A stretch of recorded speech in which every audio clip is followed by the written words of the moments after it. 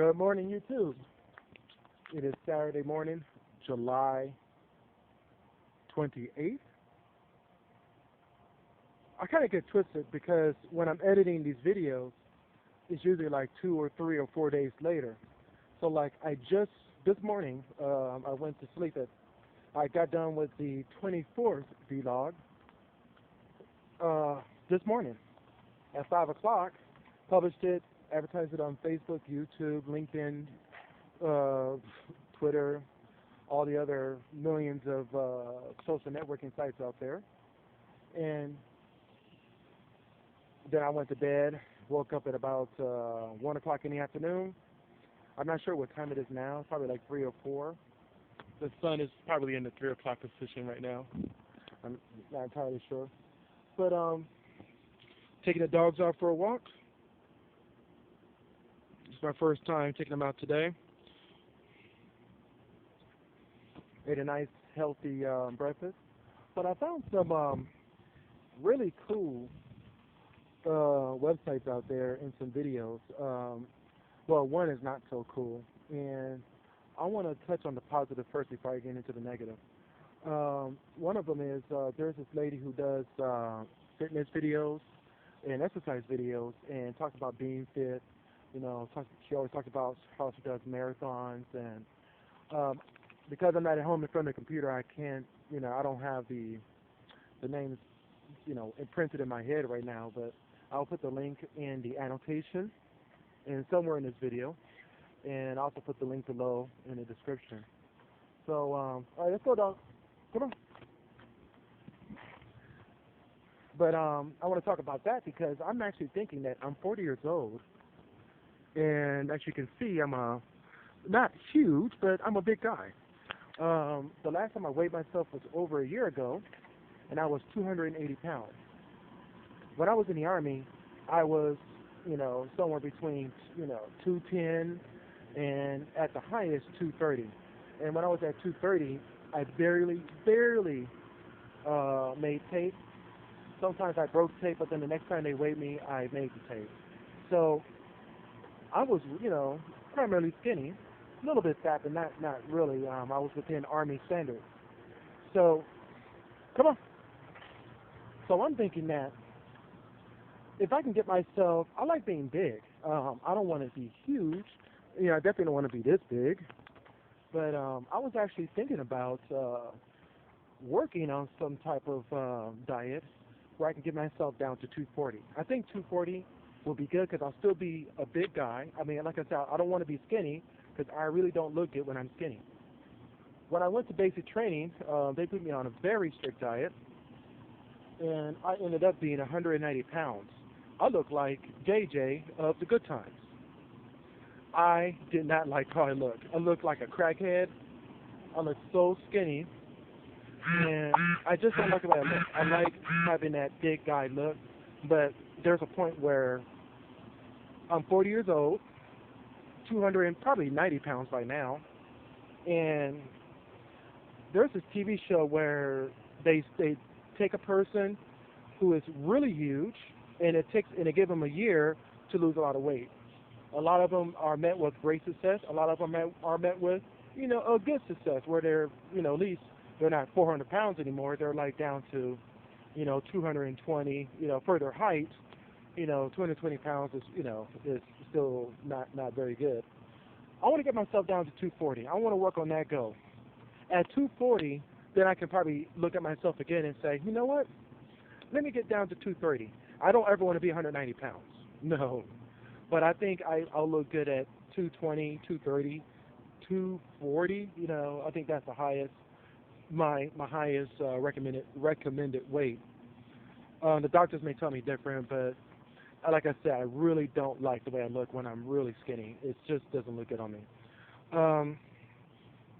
But I want to start eating less starch, less carbs. You still need carbs. That's just the basics of human life, where carbs is something that you need on your daily life, but you don't need a whole lot of it. One serving, and when we look at one serving of rice, it's pretty much like a pinch of rice. Like you take this 4 fingers and grab some rice and you pinch it into a bowl. And the bowls are usually really small. Like you look at Chinese food, you look at Japanese food, and you look at a bowl of rice. The bowl of rice is really small. They don't get the huge bowls that you usually see when you go to an American Chinese food restaurant, where you get big bowls or big plates of rice with a crap load of meat and a whole lot of starch and carbs in it. You really don't need that much carbs. Just a little bit, just enough to give you the fuel, because carbs, that's what it does. It gives you fuel to, just like when you fill up your car. But you don't need a whole lot of it. Come on, Jack.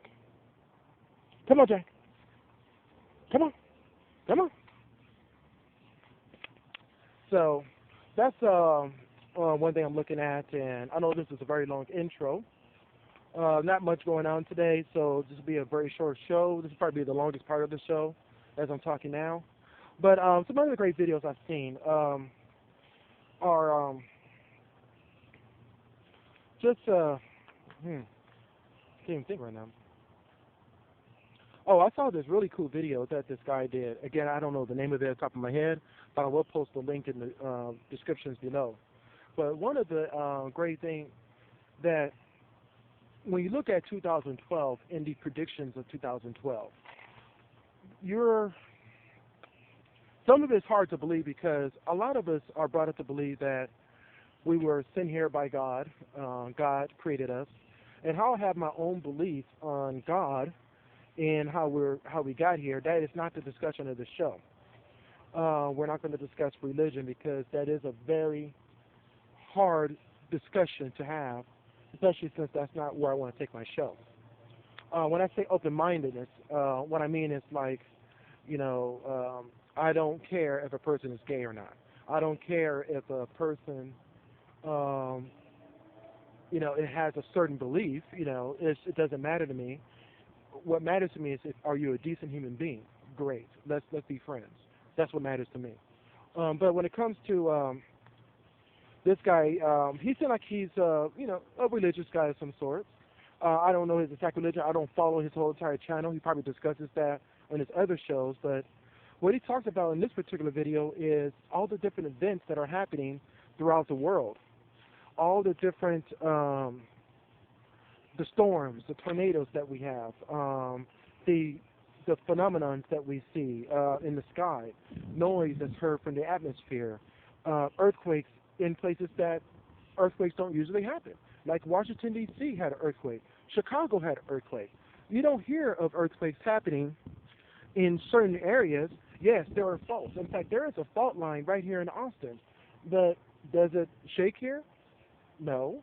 However, it may. You never know when that thing's going to go off, and we may be in some trouble here, because the buildings here in Austin doesn't have the same building codes as like L.A., Japan, San Francisco, and other areas that are prone to have massive earthquakes. But if we had an earthquake here, we'll be in, especially a massive earthquake, we'll be in a hell of a lot of trouble, because here we're only used to tornadoes, and we don't have that many of those. We're like on the outskirts of Tornado Alley. So yes, we do have tornadoes, but it doesn't happen often. But the sun is acting up. The sun is producing all kinds of stuff that never has happened before Soho or stereo. Isn't it called stereo? I think it's called stereo. Or those two satellites that are on each side of the Earth capturing a stereo image of the sun to monitor the sun's activity. And so we have a lot of crazy stuff happening that's unimaginable. And in this video, it just showcases all those different phenomena that we need to be paying attention to as human beings, because who knows?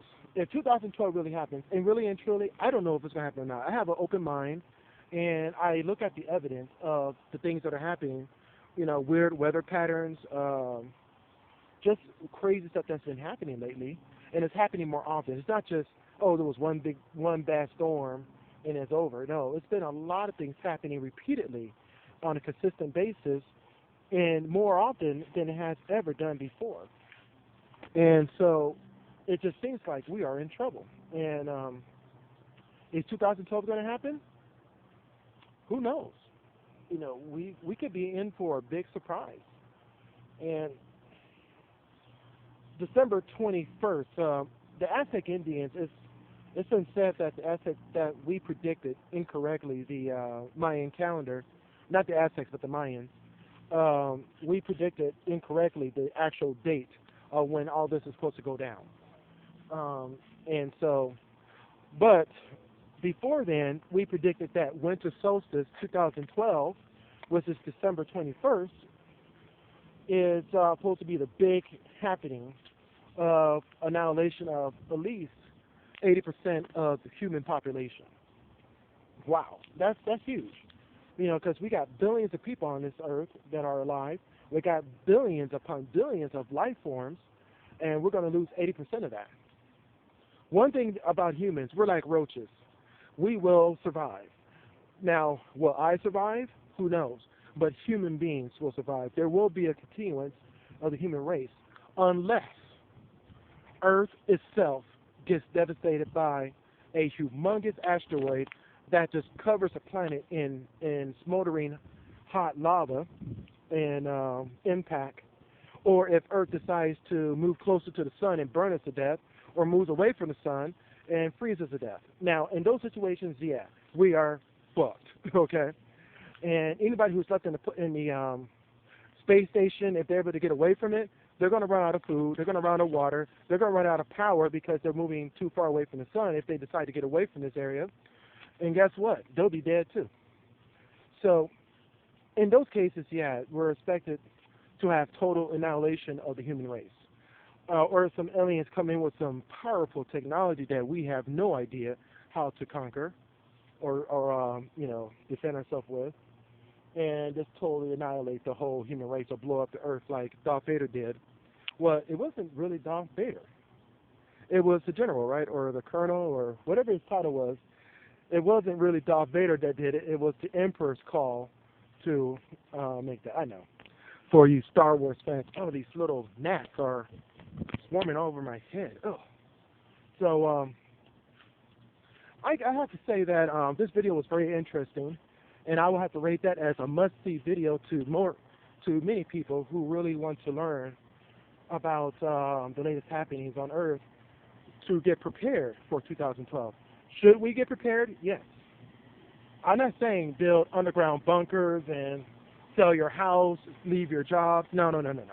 Because if December 22nd, 2012 comes around, we wake up like we normally do every single day, and it looks just like this, or it's wintertime, so it's going to be snow on the ground.